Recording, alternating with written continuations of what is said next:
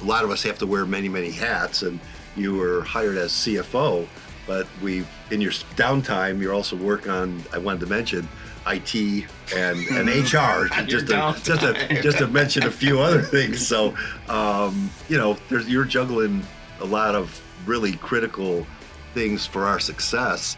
And me and Mike Kolstedt, bless your heart, he gave me some time to talk to him. That was one of the things I asked. Is I've seen, even at one of my previous employers, I've seen the destruction of conflict that among the owners can cause. And I'd asked Mike, how the brothers get along. And if you're a 24 or 25 year old, you haven't been in that position, you kind of we're just talking and rapping, you're tough. But I had enough gray hair back then when I saw this coming.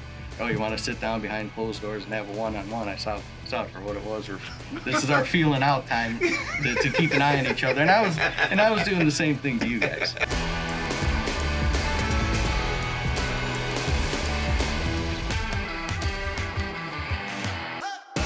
Hello and welcome to Season 2, Episode 1 of Brothers, Battles, and Bounty, where family, business, and success converge. I'm your host, Andreas. I'm Martin. I'm Stefan. And I'm Tom, but I'm not a brother.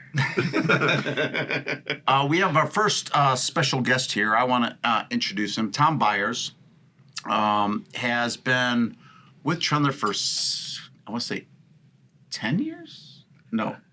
15? Okay. Okay. Split in between 13 years. 13 years. Okay, time flies when you're having fun. Best years of your life, right? 13 years, yes.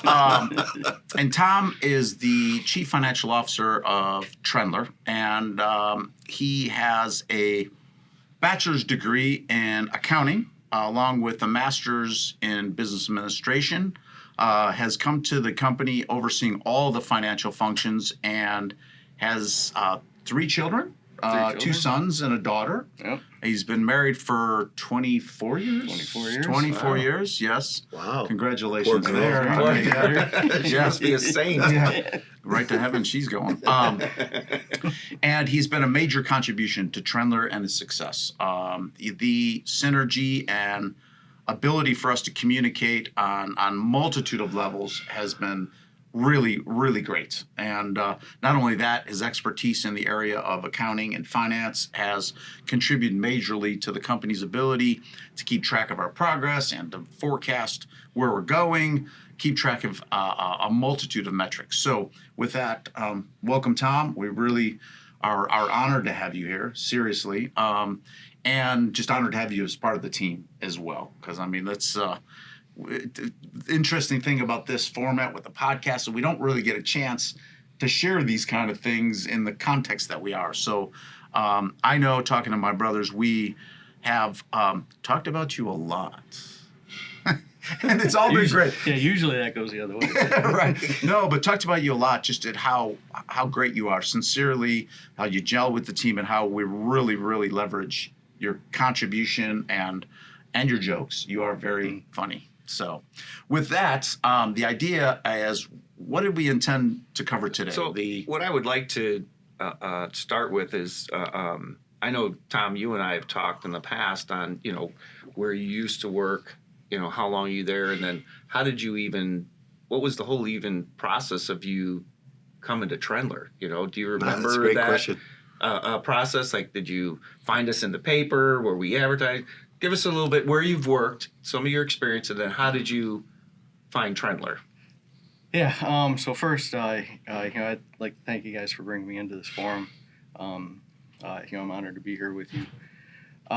Your question, I spent a long time trying to suppress those memories. But if you would like to go through them. So what brought me to Trendler? Previous to that, I was working in a couple other private equity employers, and then I got a call from a headhunter. They had an open position, asked me if I was interested.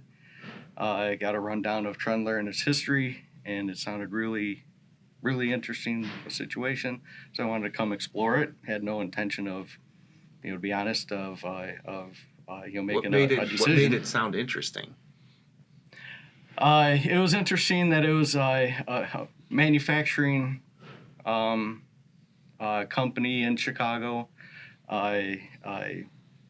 The industry is competitive, which is fairly right up my alley. I was looking for a new challenge at the time. The company I was with then I had been with them for 7-8 years, and I was looking for something new. Okay. And I heard that the previous CFO was going into retirement, and I'd be taking over from him, so it'd be a fairly easy transition if everything worked out and there's good synergy between me and the owners. And that was Mike. Yeah, that was Mike Kolstad. Good dude. Yeah, He was great, awesome. Great guy. Yeah. Great guy. And if Mike's hearing this, man, love you. Shout out to you. Shout out to Mike for sure. He posts a few times on my Facebook page, so he's still. Has he seen any of the? I don't know. I'm not Well, sure. we definitely got to give a shout out Yeah. to him because as a result of that, you're here, right? But as a family business, we a lot of us have to wear many hats, and you were hired as CFO. But in your downtime, you're also work on. I wanted to mention IT and HR, just to mention a few other things. So you're juggling a lot of really critical things for our success. How do you feel about all that kind of stuff? Because Yeah, that as a career perspective, that has provided a fantastic experience. HR has its own professional requirements, mentality, personality. In order to be successful, I started handling HR activities in my previous employer by necessity because there's no one better at the time to do it. So I took the challenge on, and just continued here in a little bit bigger forum. And it really provides a lot of job satisfaction in the way that you integrate and get together with all levels of the organization outside of just the finance department or just the accounting department. And it just provides such a great professional experience. And adding to that, it's been really awesome watching you develop subordinate in that area. And she has contributed majorly to the company as well as in the HR.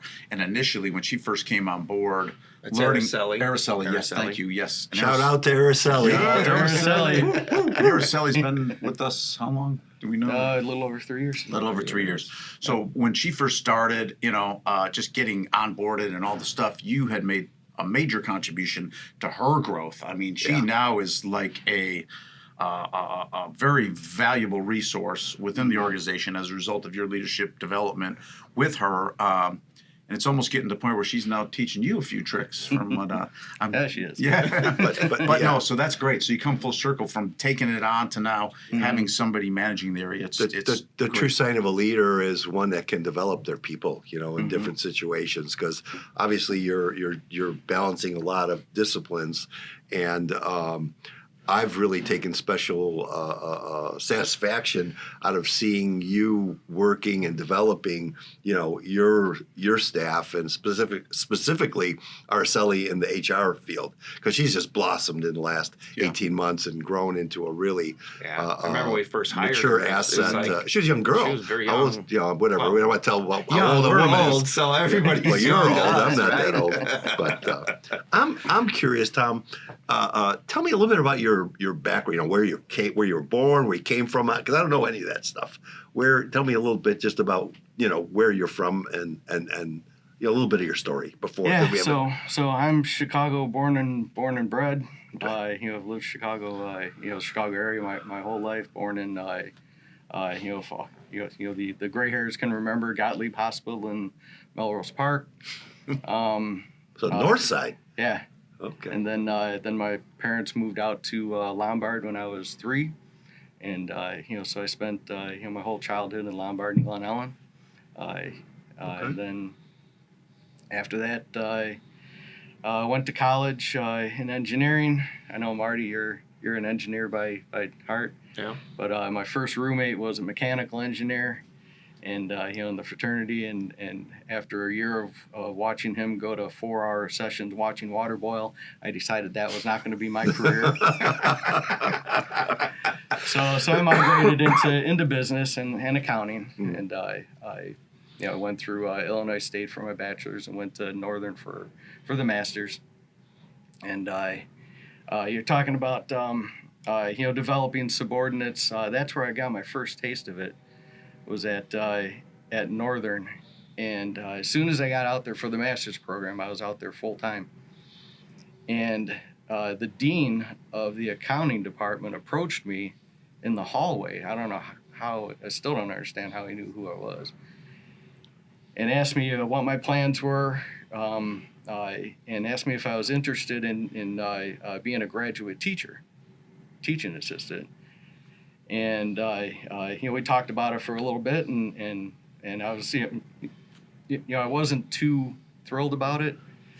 But then he did his sales pitch, and he dangled tuition waiver in front of me, and then that was it. It was a marriage made in heaven, and so I ended up teaching accounting classes out there for 3 semesters while I was getting my master's. That's fascinating. That's so cool. And it was a fascinating experience. I got to understand young up-and-coming professionals' motivations. You had the business admin majors who just wanted to get into that accounting class, get a passing grade, and get out of there. You had the accounting graduates who thought the whole world was going to live and die on their grade that I gave them at the end of the semester, and then they had their motivations. And as people came to me for help and advice, during those semesters, I learned to recognize people's motivations and how to guide them based upon their motivations, and not your own personal preconceived convictions. That's what's the term these days? Emotionally intelligent. Like you're really it was a fantastic experience. Wow. So to me, what I'm intrigued by is what inspired you or motivated you to commit to going for your master's. I mean, that's a big deal, right? I mean, to you really have to be committed and not just the money, but you got to be. What was it that inspired you to want to continue your education to get your master's? Yeah, right when I graduated with my bachelor's in '95, then I went into public accounting and the traditional career path that takes. After a number of years in public accounting, I decided to switch gears. I wanted to move into corporate accounting, go to a leadership position as a controller. Later on, at a higher level, a CFO position. I chose that to be my career path. For accounting, that's a fork in the road. Yeah, you go public or you go private. No, but that's you can't mix the two. Yeah, and expand on that a little bit. I'm just curious. Well, my experience with it is, the public accounting, you're going, and you could explain it better, but just paraphrase from my understanding, you're serving multitude of companies, getting their financials, doing their tax planning, doing all this stuff. Whereas when you go into the private accounting, you become the financial asset of a specific company, and you're delving way deeper in all facets of the accounting discipline. Like you're doing here at Trendler right now. Doing here now, right. And it's distinctly different. And I think, listening to you explain stuff about your teaching and all that, it seems right now in hindsight, that's like a nice fit. It kind of like blended a little better. I mean, what do you think about that in hindsight? Yeah, absolutely. Going into corporate, other than the office at a CPA firm, going into a corporate position with, whether it's private equity or public, it's a lot more personal experience. Much more personal experience than if you're in public accounting. A lot of public accounting, that career path and your activities, it's a lot of cookie cutter stuff. Every 12 months you go through another series of tax returns. Every 12 months you take a sequence of a couple hundred checklist, boxes to check, and you slap it on any given company that you go to and slap it on there, go through and do the audit, prepare the But this Expand. experience- I'm just curious if excuse me, expand on the definition of personal, because I'm trying to expand on that a little bit for me, so I can make up what the personal part is, of the corporate versus the public. But expand on that for me a little bit so I understand. Yeah, the personal part in public accounting, you get to know your supervisors, you get to know the partners, in the CPA firm. Okay. But it's not nearly as personal as when you go to a private company, a regular company, and then you're interacting with lots of different people. When you're in the CPA firm, you're pigeonholed in accounting and tax. You go into a regular company like I'm here, I got finance, accounting, HR, IT, the job satisfaction and the breadth of experience is just enormous compared to. And you like that inspire that? That's what you really like. Yeah. Not a lot of people are not everybody out likes. for it. Yeah. We all know the Right. prototypical accountant. They're more introverted. They more stick to themselves. Okay.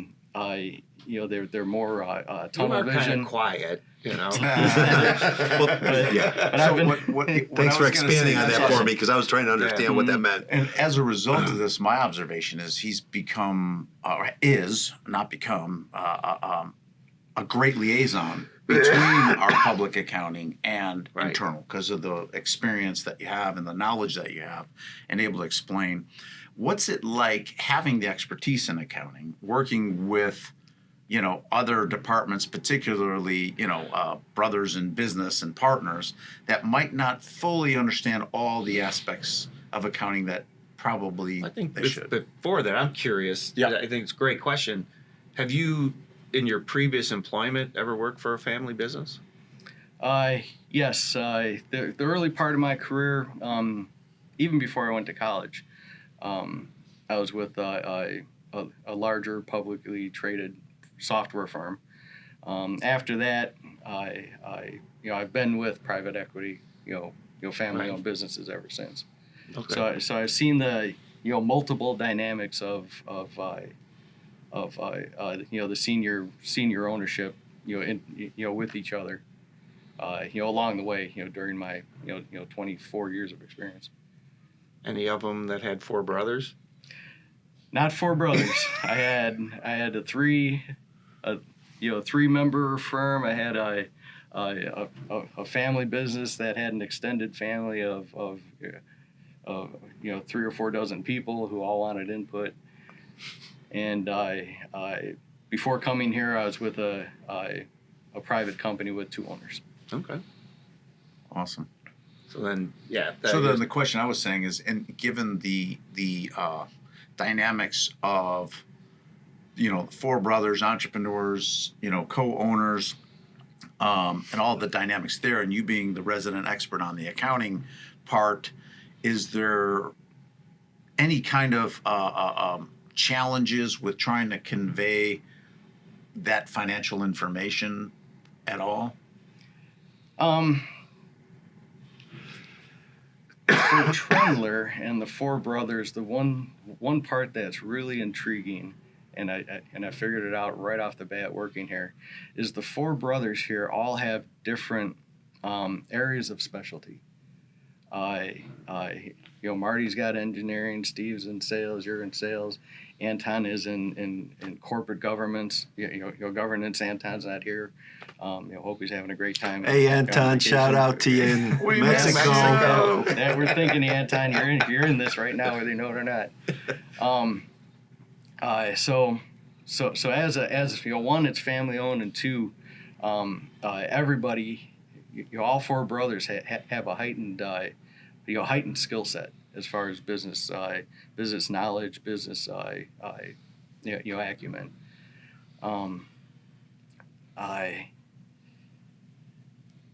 And then the challenge that I figured out early on, we've all heard along the ways of different family businesses working out, and then also different family businesses just crashing and burning.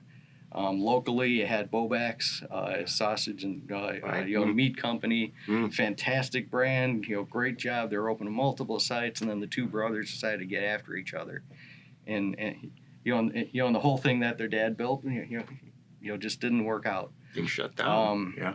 White Way Signs in Chicago. Sign company, big HD, Home Depot letters, monument signs out in front of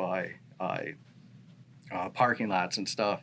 The White Sox scoreboards, that kind of stuff. White Way Signs dominated Chicago for decades in the sign industry.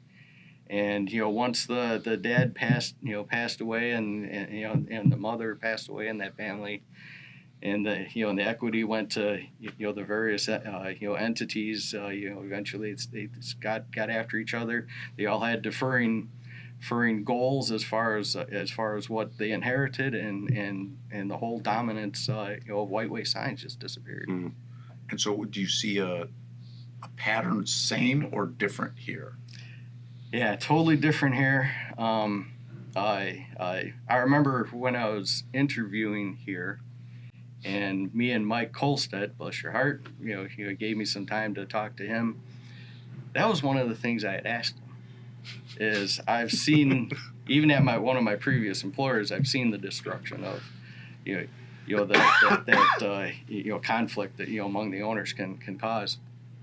And I'd asked Mike, how the brothers get along, and Mike, said this is the greatest place he's seen.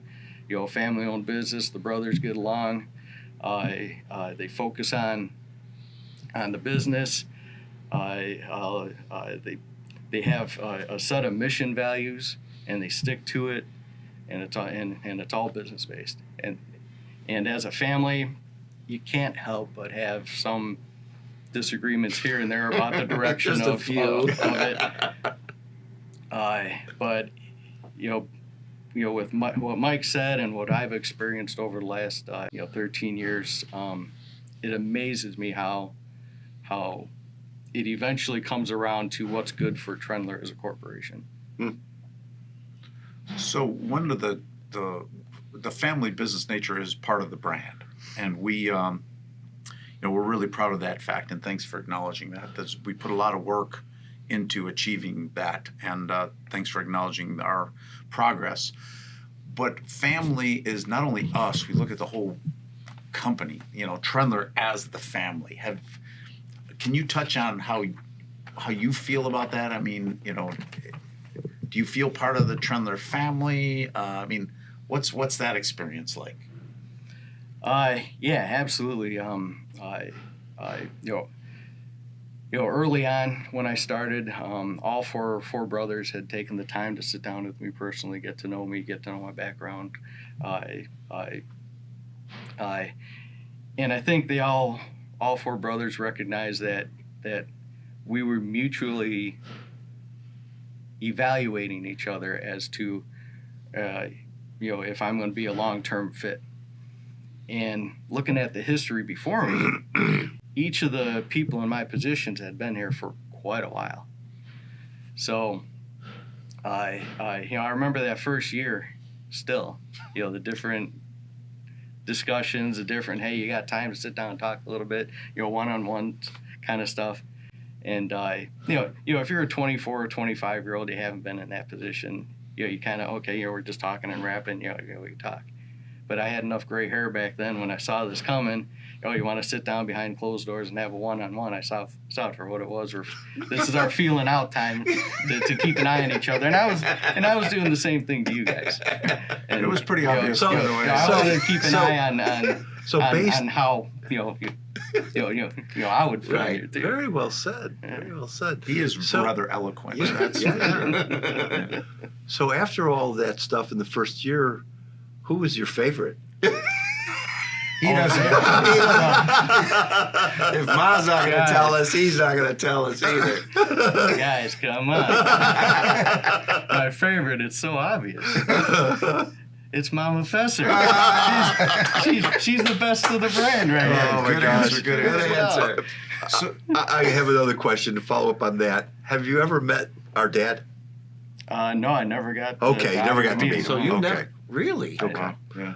I've seen him He's one come time to at the some place. office, Yeah, I've but never, he wasn't never got a fully- chance to talk to him. Or Yeah. anything. So tell us a little bit about your impression of Mom Fesser. Okay, just a little bit. I think it's So this would be a great kind of a wind down, I think, and on this glorious note of Mama, because if it wasn't for her, we wouldn't be Yeah, here. we wouldn't be here. So that being said, we could use that as kind of the ramping down of, and then we'll summarize things. So, what do you think?